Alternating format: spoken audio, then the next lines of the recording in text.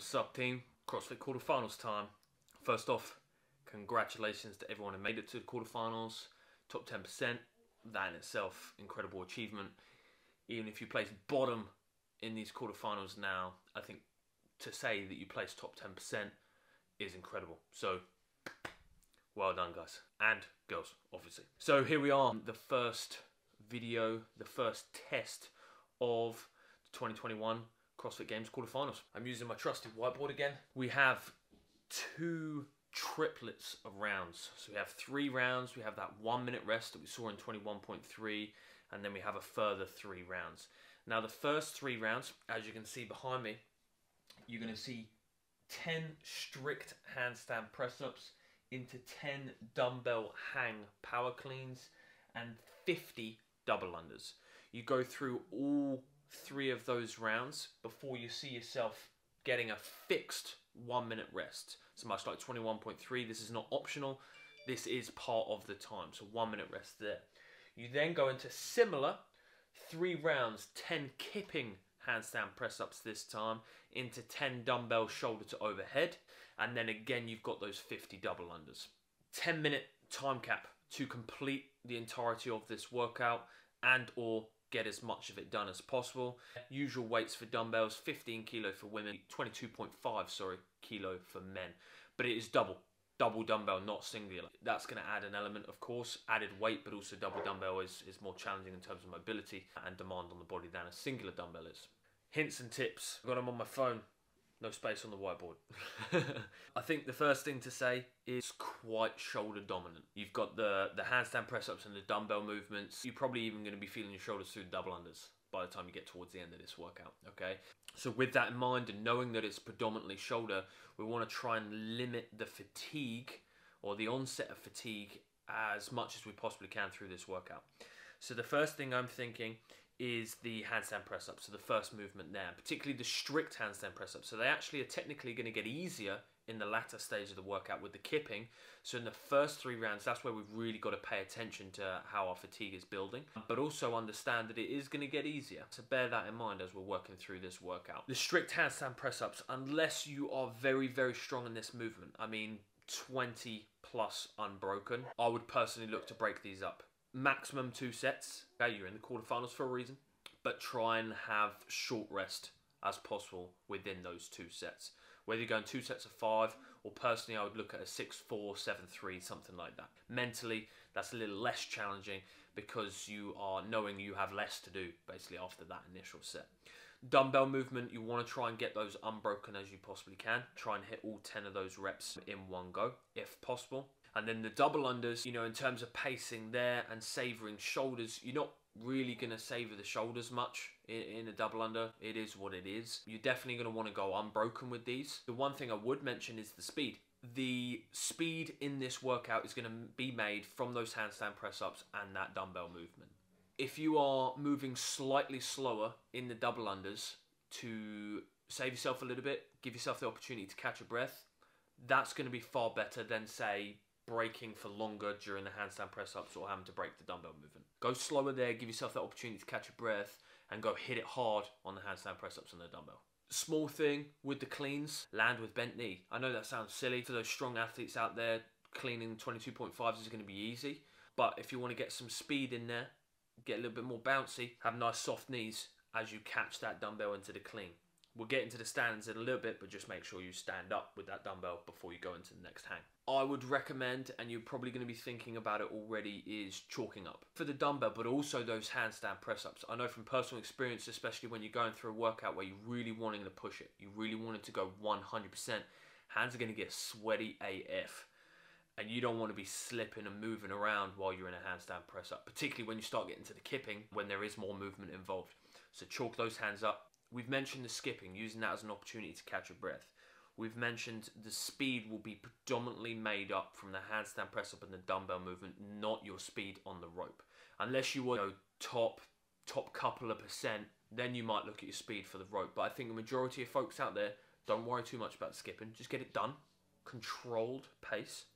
Think about the dumbbell handstand press-ups where you're going to make your speed. We've said it as well. The first 3 rounds are going to be and are designed to be more challenging than the latter 3 rounds.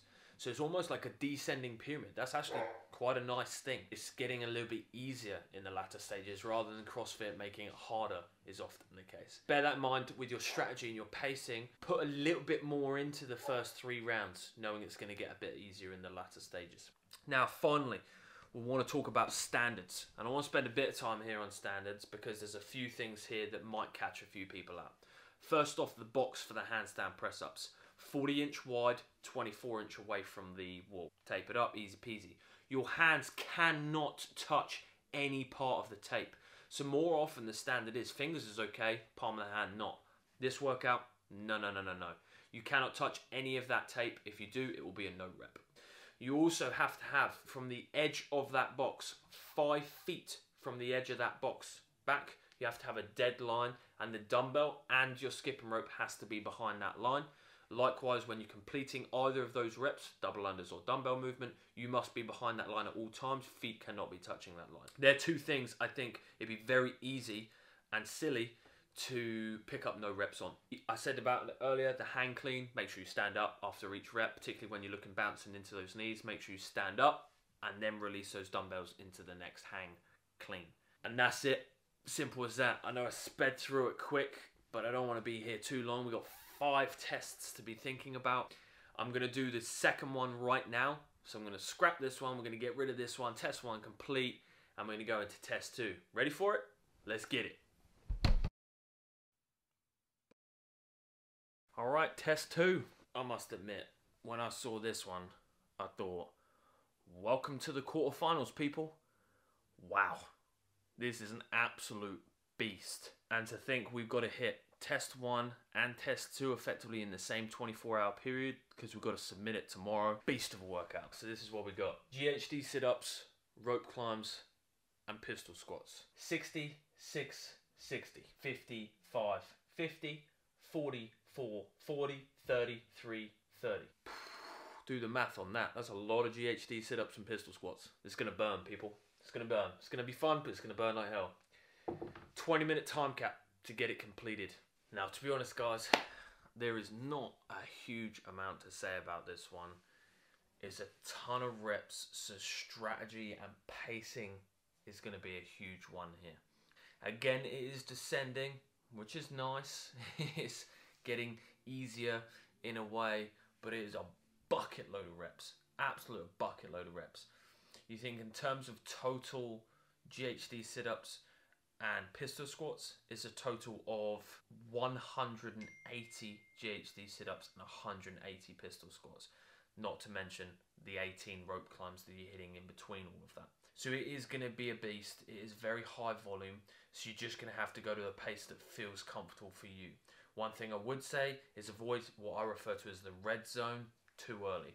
If you're going through those GHD sit-ups and you're already feeling your lower back, man, welcome to 20 minutes of hell. That's all I'm saying. Break them up as needed, breathe through them, move through them fluently and as easily as you possibly can. So the main thing really I want to talk about is the standards, because really it's just going to come down to pacing throughout this workout and not blowing up too quickly.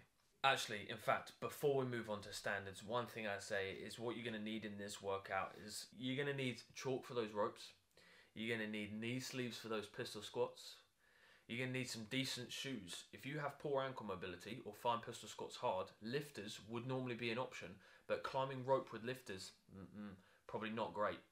So get yourself some Metcons, some Nanos, something like that that's going to have some decent leverage in there for both the pistols and the rope climbs. And on top of that, some prayers. Some prayers.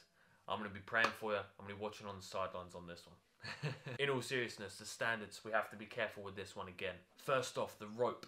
Let's look at that. The rope needs to be 8 feet away from the GHD. The front of the GHD, we must have a 5-foot gap. This is all taped, and that's where we're going to start from, and that's where we're going to do our pistol squats from. So 8 feet away from the rope and 5 feet away from the GHD. Okay, you must ensure that you do that. With the rope climbs, it's a 15-foot rope climb. One hand just needs to surpass the 15 foot. Whether that's you hitting the ceiling, hitting a bell, or you've taped the rope, one hand above 15 feet, good, you're golden, get down. And you can get down by any means. Don't drop. Not from 15 feet anyway. But there is no standard as such to getting down. Just get down. Other thing to mention is getting everything in shot of the camera. 15-foot rope is quite high. You're going to need to have your camera. I know this is technically not strategy, but it's something to think about. Is having your camera far back enough that it's seeing floor to ceiling your rope climb, as well as the GHD and your pistols. And then finally, with the GHD sit-ups, is an interesting note is the pad height. The top of the pad for men is 40 inches, for women is 37 inches. If you don't have that height, you're going to need to raise that GHD off of the floor. That's nice and simple. Other than that, team, test 1, test 2 is going to be a beast to do these both in the same day. Test 1 is going to be all about shoulders. Test 2 is going to be predominantly back. Yes, okay, the pistol squats are hitting your legs, but you're going to feel that on your back. After having done all the GHD sit-ups and the rope climbs, that hunched position to sit yourself in a pistol squat, you're going to feel it a lot in the hips, and you're going to feel it a lot in the lower back. You know, this is no surprise to say this is going to be a back dominant workout. So pace yourself, be strategic, don't blow up too early. Have a target in mind of roughly where you want to get to. Have a pace in mind. When you're warming up for both these workouts, think about your pacing, but particularly this one. I think test number 2 is going to be more so about really controlling your pace. We don't have the opportunity to retest these tests with the deadlines so small and so short. So you've got to try and get it right as best as you can out the gate. Test 1, go for it. Hit the pedal pretty quickly and hold on. Test 2, I would go the opposite. I'd be strategic. I'd go at it maybe a little bit slower than you think at first. Break up those GHDs, test out the back, and go from there. For both workouts, make sure you're warm, make sure you're mobilized, hella mobilized, and practice your pacing and the movements before you hit the workouts. Alright team, hopefully this is not too long, hopefully it's not too boring, and hopefully there's some points in there that's of value to you. If so, shoot us a comment below, let us know how you get on. It'd just be great to hear your results and how you got on, how you found it. Was it as hard as I think it's going to be? Was it easier? Did you annihilate it? Or did it suck? Let me know, guys. I would love to hear your stories and love to hear your results. Alright guys, I'll see you on the next video, which is going to be us going through test 3 and test 4. Peace!